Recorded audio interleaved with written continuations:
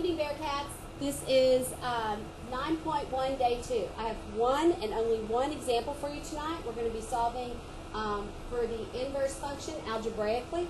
We're going to be finding that algebraically. We did a little bit today in some simpler equations.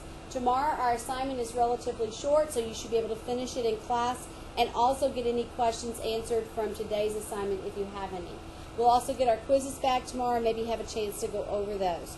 So let's get ready. We're going to we talked about the process today, and now we're going to put that process into practice one more time. So to find an inverse, the first step we do is take our f of x and change it back to y. So the first step, and we put step 1 over here, would be y equals 5 minus 3x over 2.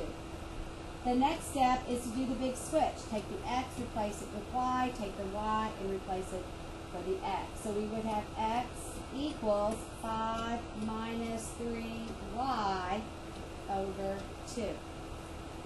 The third step is optional, but I think important to cutting back some of your careless mistakes. I take and put my y step on the left and my x step on the right just because I like to have all my y variables on the left. So I'm going to say 5 minus 2y over, 5 minus 3y.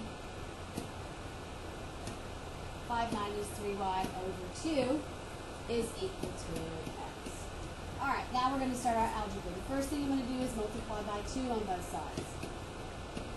So now I have 5 minus 3y equals 2x.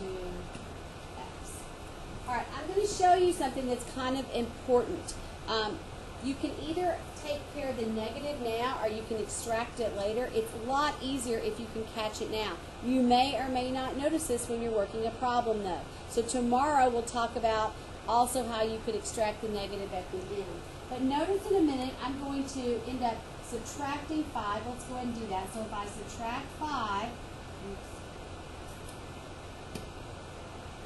if I subtract 5 from both sides, it's going to look like this. And now I have negative 3y equals 2x minus 5.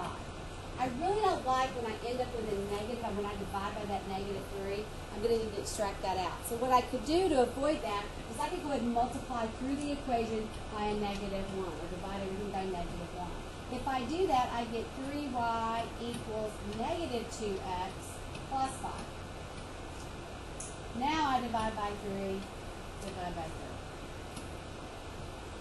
Remember, the last step in our process of finding an inverse is to tell the reader that you found an inverse. They don't know yet that you found an inverse. So to do that, you're going to write back now your function notation.